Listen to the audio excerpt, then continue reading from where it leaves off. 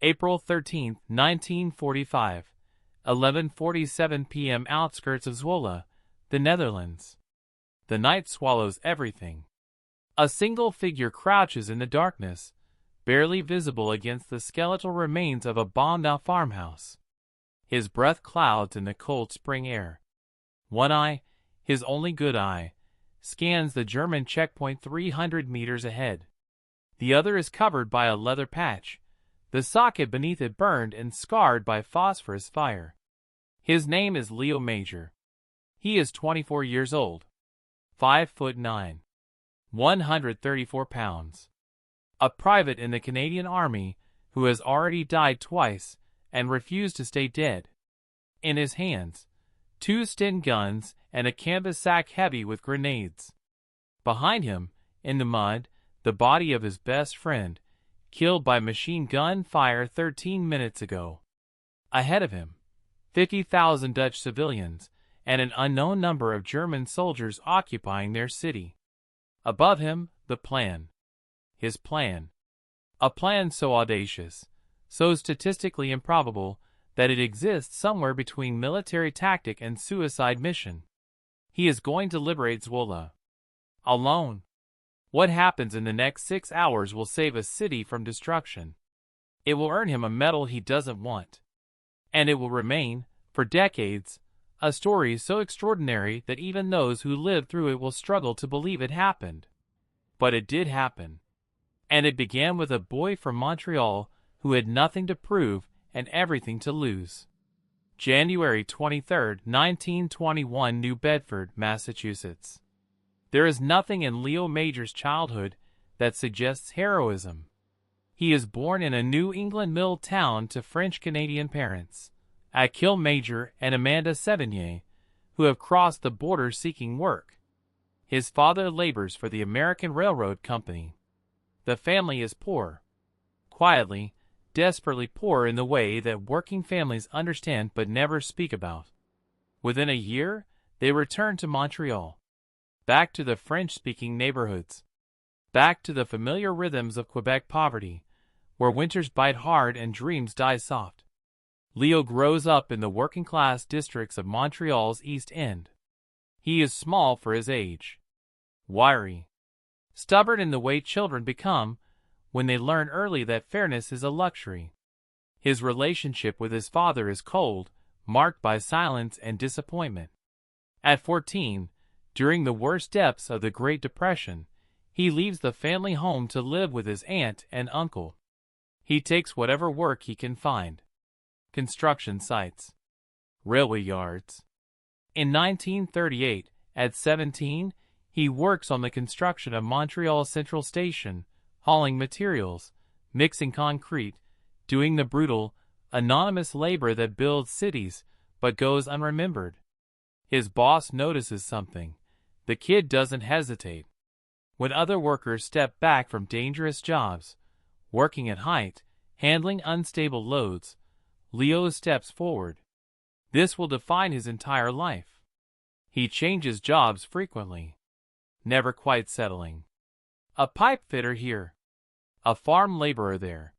He saves people from the St. Lawrence River on multiple occasions, diving into the churning water without thought, pulling them to shore while others stand frozen on the banks. He boxes. Not professionally, but regularly enough that he learns to take a hit and keep moving forward. September 10, 1939. Canada declares war on Germany. Leo Major is 18 years old. June 28, 1940. He walks into a recruitment office in Montreal. "Why do you want to enlist?" the officer asks.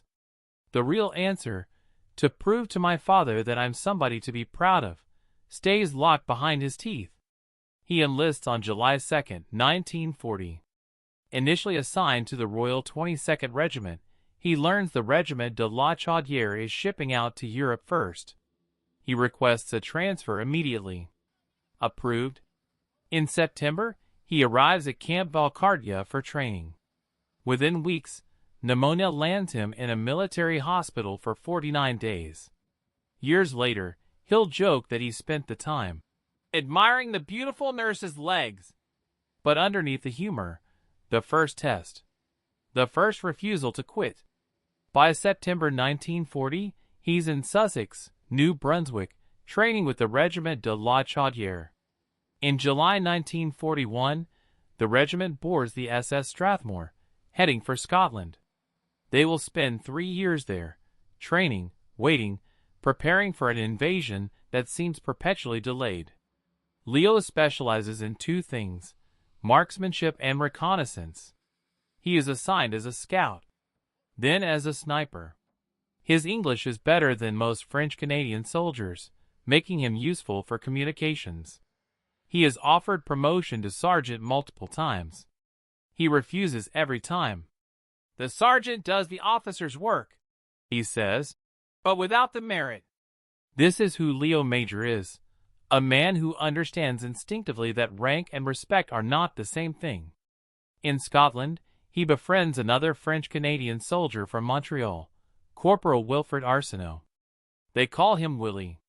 The friendship is immediate, uncomplicated, the kind forged by young men who share a language, a city, and the knowledge that they will soon be asked to kill or die.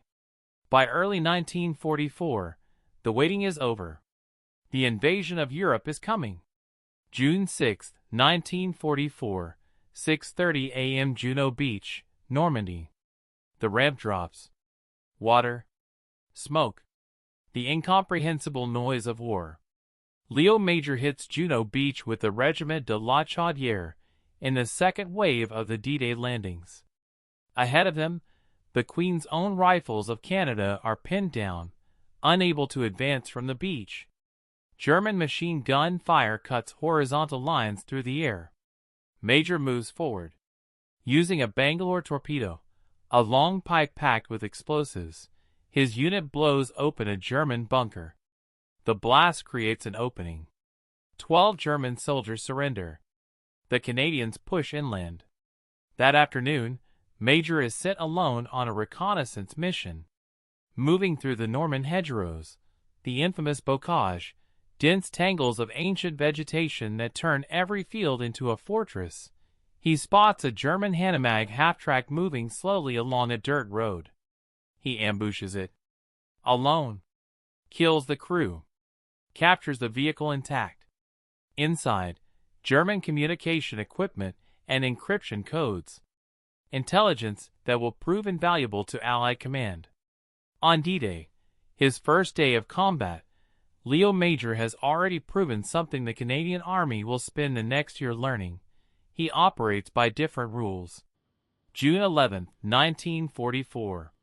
5 days after the landing, Major encounters his first SS patrol. The engagement is brief, brutal. He kills 4 soldiers. But one of them, wounded, dying, manages to pull the pin on a phosphorus grenade. The explosion catches Major full in the face. Phosphorus burns like hell's own fire. It doesn't extinguish with water. It burrows into flesh and keeps burning.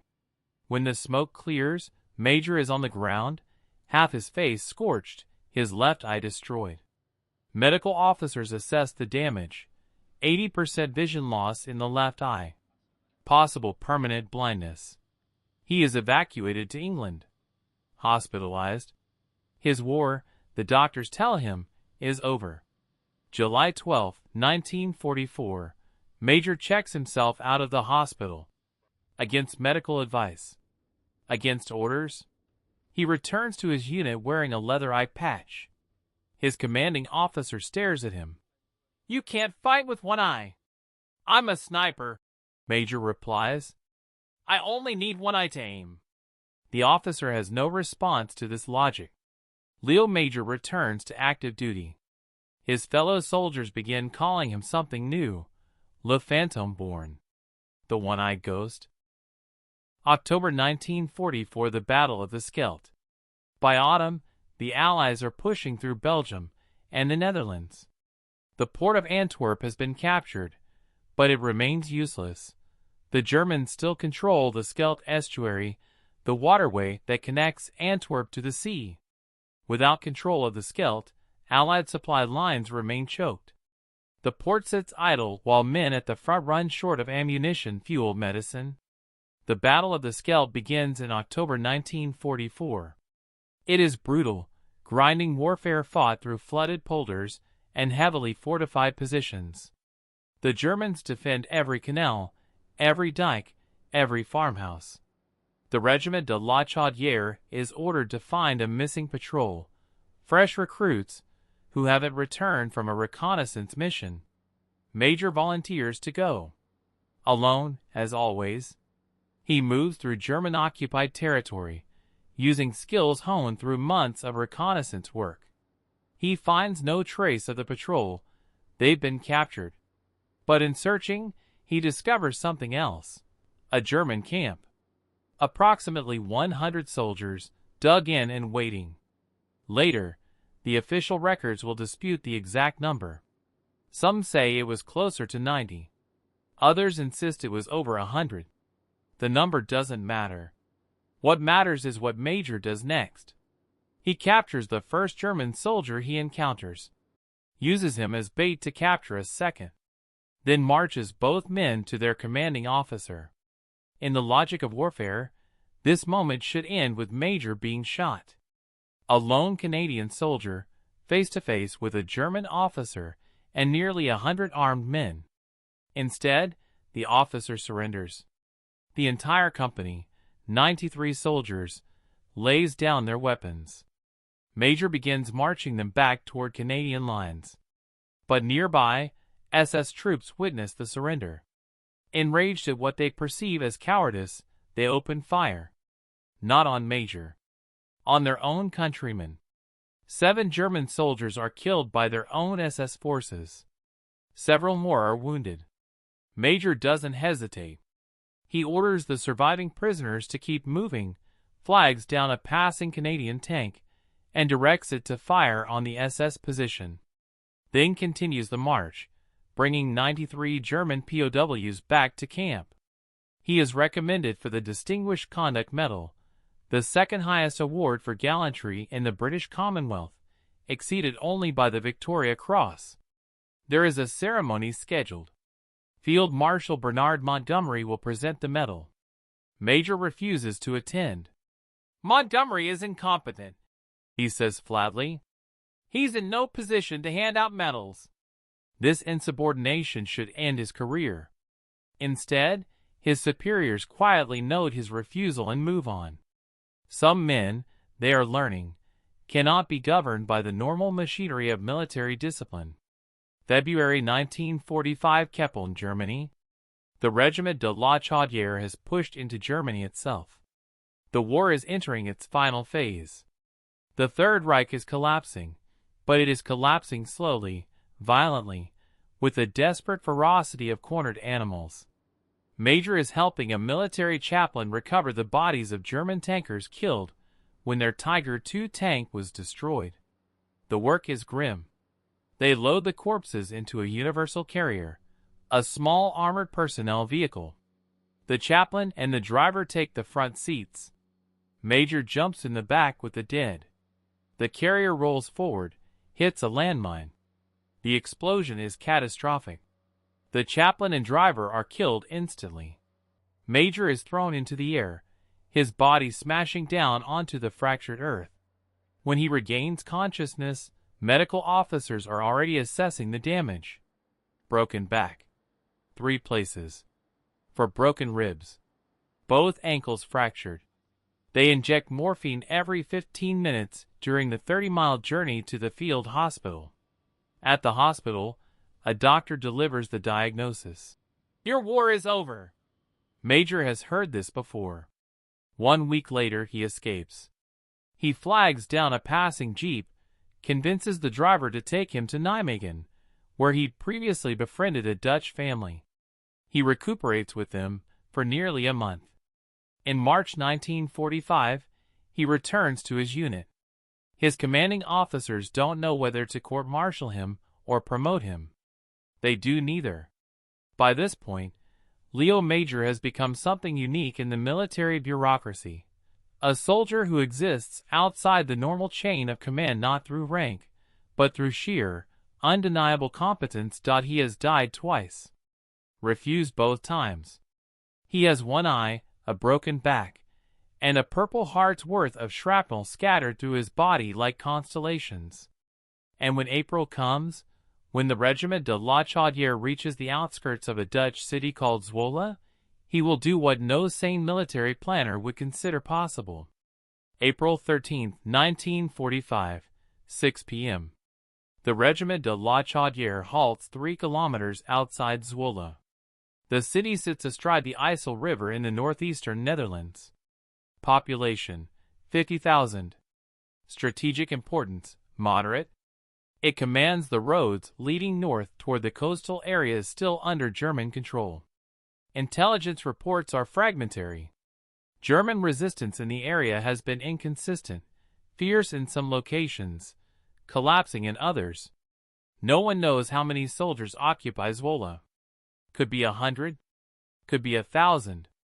The standard procedure is clear: artillery bombardment followed by infantry assault. But artillery bombardment means civilian casualties. It means the historic city center, medieval churches, centuries-old buildings, reduced to rubble. It means children buried under collapsing houses, and old men crushed by falling masonry. The commanding officer asks for volunteers for a reconnaissance mission. 2 men step forward, Private Leo Major and Corporal Willie Arsenault. Their mission: enter the city under cover of darkness. Gauge the size of the German garrison. Make contact with the Dutch resistance if possible. Return with intelligence that will allow the Canadian forces to plan an effective assault. They are expected back by dawn. As they prepare, Major and Arsenault discuss the mission quietly. They both understand what will happen if the Canadians shell Zwolle. They've seen too many liberated cities that look like graveyards. "We saved the city ourselves," Arsenault says. Major nods. It's not a formal plan. It's barely even spoken aloud. But between them, the decision is made. They will not let Zwolle be destroyed. 11:34 p.m. Major and Arsenault approach the city's outskirts. They stop at the farmhouse of Hendrik van Gerner, a local who has been supplying information to Allied scouts. Van Gerner provides rough intelligence on German positions, mostly concentrated near the railway station and certain government buildings. The 2 soldiers move forward, using the darkness as cover. At 11:47 p.m., they encounter a German checkpoint. In the confusion of the moment, shadows, and sudden movement, the Germans open fire. Corporal Willie Arsenault is hit multiple times. He dies within seconds. Major kills 2 of the German soldiers. The rest scatter into the darkness. For a long moment, Leo Major kneels beside his friend's body. They grew up in the same city, spoke the same language, shared the same dreams of surviving this war and returning home to Montreal. Now Willie is dead, and the mission has barely begun. Major makes a decision that will define everything that follows. He doesn't turn back. He doesn't retreat to report the death of his partner and the failure of the reconnaissance. Instead, he takes Arsenault's weapons and ammunition. 2 Sten guns now. A canvas sack full of grenades. He walks into Zwolle alone. 12:15 a.m., April 14, 1945. The city is dark. Silent. The kind of silence that only exists in occupied towns. Windows shuttered, doors locked, fear pressed into every brick. Major moves through empty streets, his single eye adjusting to the darkness. He is looking for 2 things: German positions and Dutch resistance fighters. He finds neither at first. Near the center of town, he spots a German staff car parked outside a tavern. A soldier stands beside it, smoking. Major approaches from behind. Silent. When he's close enough, he presses the barrel of his Sten gun against the soldier's spine. "Don't move!" The soldier freezes.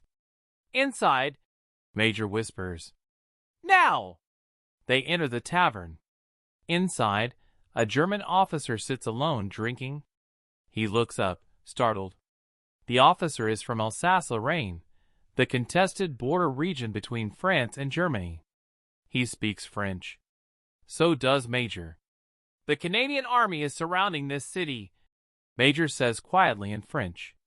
"At 6 in the morning, our artillery will begin firing. Every building will be destroyed. Every German soldier will die. So will most of the civilians." The officer stares at him. One Canadian soldier. One eye. Covered in mud and blood. "But if your garrison leaves now, immediately, you'll be allowed to retreat. The city will be spared." It is a bluff. A colossal, impossible bluff. There is no Canadian army surrounding Zwolle. There is one man with 2 guns and a bag of grenades. Major can see the officer processing this information. Calculating. Considering. Then Major does something extraordinary. He gives the officer his pistol back. "Show good faith," Major says. "Tell your men. Get them out." The officer stares at the returned weapon. Then at Major. Then he nods slowly and leaves. For 10 seconds, Leo Major stands alone in the tavern, wondering if he's just made a fatal mistake. Then he gets back to work. 1 a.m. to 3 a.m. Major moves through Zwolle like a ghost. The nickname his fellow soldiers gave him made literal. He fires his Sten gun into the air. Random bursts. Making noise. He throws grenades into alleys, into empty lots. Not to kill, there are civilians sleeping nearby, but to create sound. Confusion. The acoustic signature of battle. Every few blocks, he finds another German position. A checkpoint. A guard post. A requisition building. He repeats the same tactic. Approach under cover of darkness, fire a burst from his weapon, throw a grenade, then disappear before anyone can organize a response. To the German soldiers scattered throughout Zwolle, it sounds like a coordinated assault. Machine gun fire from the north. Explosions from the east. More gunfire from the south. They have been taught that the Canadians attack in force.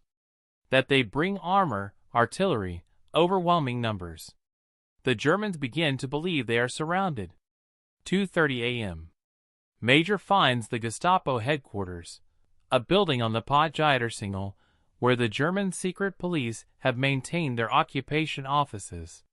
He approaches the building carefully. It's dark. Most of the occupants appear to have fled already. He sets it on fire. The flames climb quickly, bright orange against the black sky. Within minutes, the building is an inferno. Later, historians will debate who actually set the fire. Some evidence suggests German officers may have torched their own records to prevent them from falling into Allied hands. But the legend will always belong to Major, the one-eyed Canadian who burned down Gestapo headquarters. 3:45 a.m. Major makes contact with the Dutch resistance. Fritz Kuipers and 3 other fighters emerge from their hiding places, drawn by the sound of gunfire and explosions. They find Major near the town center, reloading his weapons. "Where are the other Canadians?" Kuipers asks in Dutch. Major shakes his head. "Just me." Kuipers stares at him. One man. One man." The resistance fighters spread out through the city, coordinating with Major. They help identify remaining German positions. They pass along intelligence about garrison strength, officer locations, escape routes. What they find surprises everyone. The German garrison is already retreating. In panic. In disorder. Convinced that a massive Canadian assault is underway. By 4 a.m., German soldiers are fleeing Zwolle in trucks, on motorcycles, on foot. Officers abandon command posts. SS units torch documents. The occupation, which has lasted 5 years, disintegrates in a matter of hours. 6 a.m. As dawn breaks over Zwolle, Leo Major walks back to where he left Arsenault's body. He lifts his friend onto his shoulders, a fireman's carry, and begins the long walk back to Canadian lines. He is exhausted, soaked in sweat despite the cold. His back, broken in 3 places just 2 months earlier, screams with every step. But he carries his friend home. 9 a.m. Major walks into the Canadian camp with Arsenault's body. His commanding officer stares at him, stunned. "What happened?" "Zwolle is liberated," Major says quietly. "Arsenault is dead." "Liberated? By who?" "By me." There is a long silence. The officer thinks Major is in shock, confused, possibly delusional. Then reports start coming in from forward scouts. Zwolle is empty of German forces. The city is waving white flags. Dutch civilians are in the streets, celebrating. The artillery bombardment is cancelled. 50,000 Dutch civilians wake up on the morning of April 14, 1945, to discover that their city has been liberated, that they are free. Most of them have no idea how. In the days following the liberation, the full scope of what Major accomplished begins to emerge. He spent 6 hours alone in an occupied city, created enough chaos to convince a German garrison they were under full assault, made contact with the resistance, coordinated their efforts, prevented an artillery bombardment that would have killed hundreds of civilians, all while carrying the grief of his best friend's death. The Canadian Army recommends him for the Distinguished Conduct Medal, the same honor he refused after capturing 93 Germans at the Scheldt. This time he accepts, not because he wants recognition, but because accepting the medal means acknowledging Arsenault's sacrifice. Refusing it would dishonor his friend's memory. The citation, written on May 20, 1945, is dry military language that fails to capture the insanity of what actually happened. To save as many Dutch lives as possible, it was necessary to know exactly the location of the enemy positions. Private Major killed 2 Germans and scattered the others. Undaunted by the death of a friend and comrade, he continued to patrol alone for 6 hours, contacting the underground and formed patrols of the local Dutch civilians, with the result that by morning the enemy garrison menaced from inside and from outside were forced to withdraw. It is, perhaps, the most understated military citation ever written. May 8, 1945. Germany surrenders. The war in Europe is over. Leo Major returns to Canada in August 1945. No parade. No crowds. He steps off the train in Montreal and walks back to his family's home. No one is waiting at the station. He returns to his old job as a pipe fitter. Says nothing about the war. Zwolle becomes a story he keeps locked inside, filed away with all the other things soldiers don't talk about. For 24 years, almost no one knows what he did. 1969. A delegation from Zwolle tracks him down in Montreal. They are organizing a commemoration for the city's liberation. They've spent years piecing together what happened that night in April 1945. They've interviewed witnesses, studied military records, talked to Dutch resistance fighters who were there. And they've realized something extraordinary. One man saved their city. They invite Major to return to Zwolle for the ceremony. He is reluctant. He doesn't consider himself a hero. Heroes, in his understanding, are the men who didn't come home. Men like Willie Arsenault. But he goes. And when he arrives in Zwolle, something unexpected happens. The Dutch people embrace him. Not as a soldier. Not as a symbol. But as a person. Someone who, on a single night, made a choice that saved their lives, their homes, their history. Children who were alive in 1945 are now adults. They have their own children. And all of them, thousands of people, turn out to thank the one-eyed Canadian soldier who liberated them. Major returns to Zwolle multiple times over the following decades. He develops deep friendships with the people there. They name a street after him, Leo Majorland, Leo Major Avenue. August 1950. Leo Major is 29 years old. He has been back in civilian life for 5 years. He has married Pauline de Croiselles. They are building a life together in Montreal. Then Korea explodes. The North Korean army invades South Korea. The United Nations authorizes a military response. Canada commits forces. Major volunteers. His wife, his children, his friends, everyone tells him he's crazy. He's already fought one war. Lost an eye. Broken his back. Done his duty. Why go back? They asked. He doesn't have a good answer. Or maybe he has too many answers to articulate clearly. But in August 1950, he enlists in the 2nd Battalion, Royal 22E Regiment. He is assigned to the Scout and Sniper Platoon, the role he excels at. By May 1951, he is in Korea. November 1951, Hill 355, Little Gibraltar.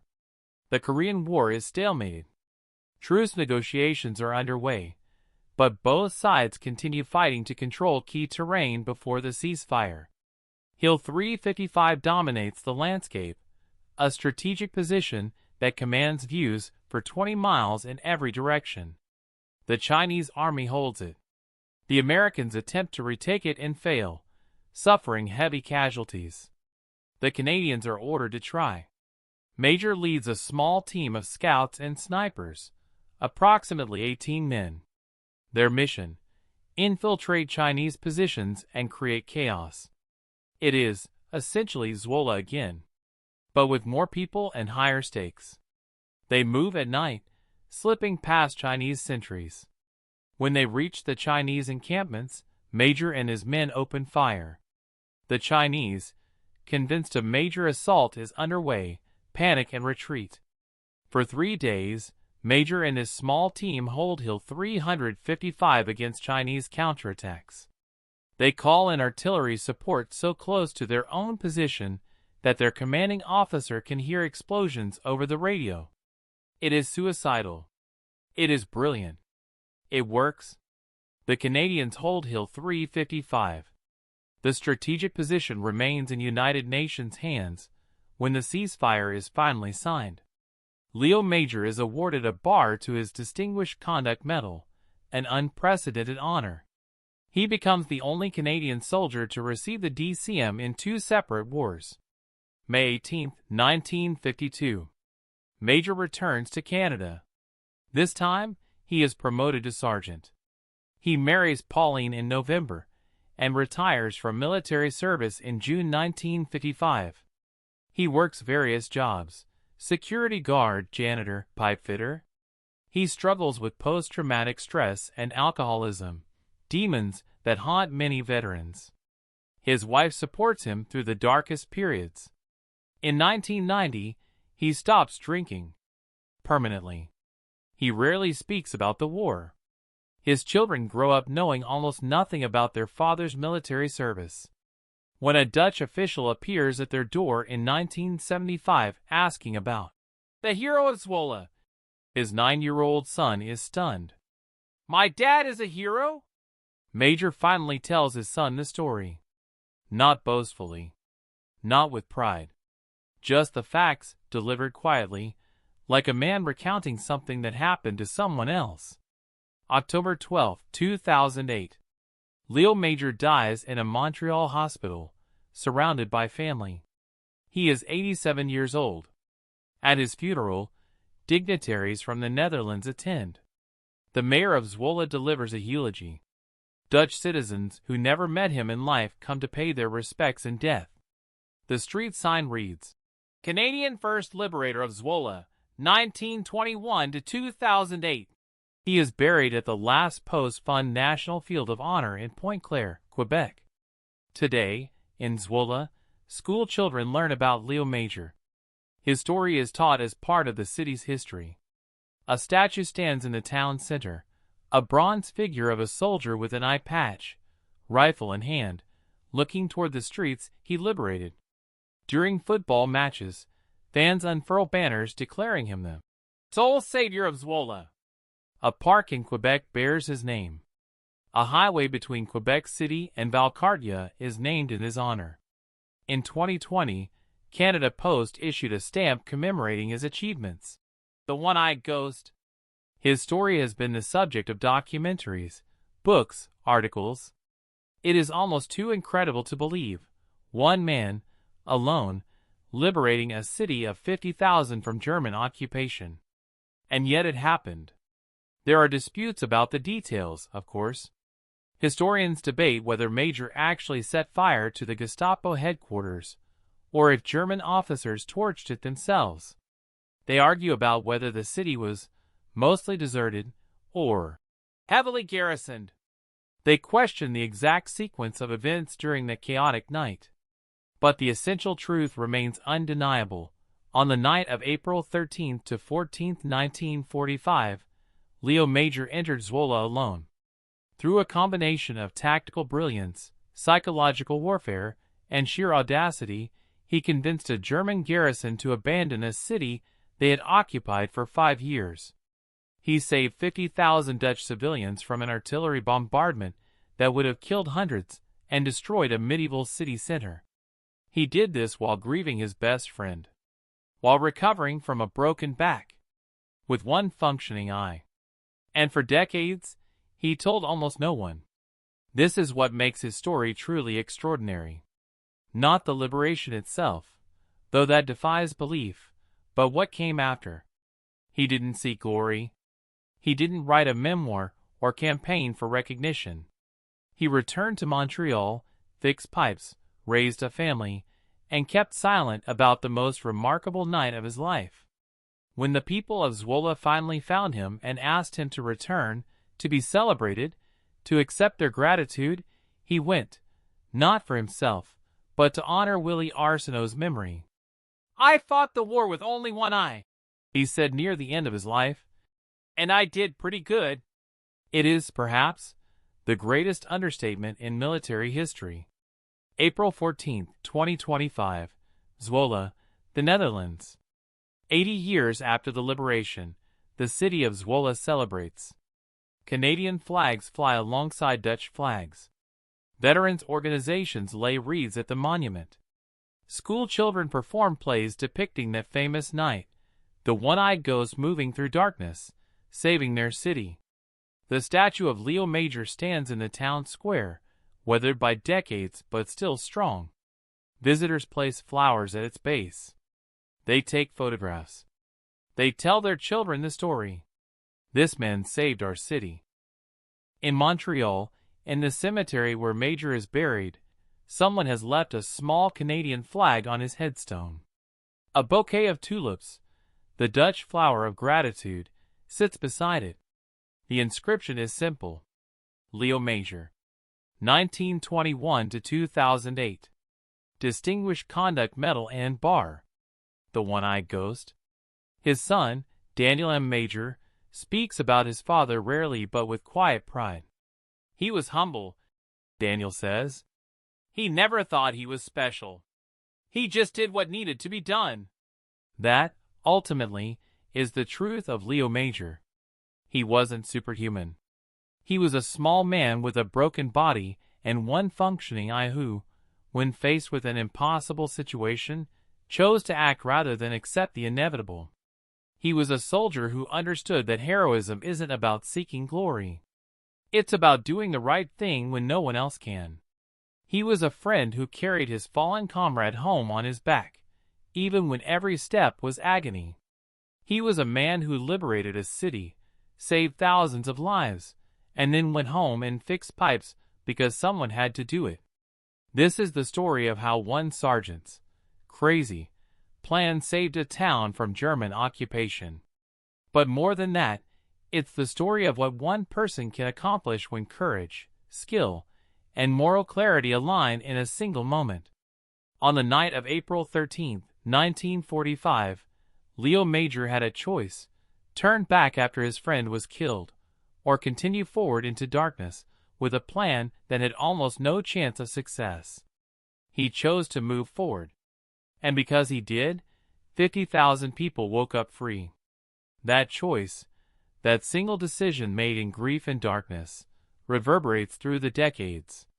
It lives in the streets of Zwolle, where children walk safely past the statue of a one-eyed Canadian soldier. It lives in the schools where teachers explain that freedom is not inevitable, that it must be fought for and defended. It lives in the stories families tell about the night their grandparents were saved by a ghost.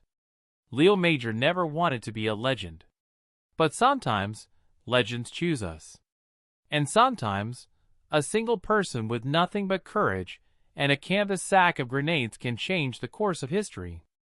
This happened. This is true. Remember it.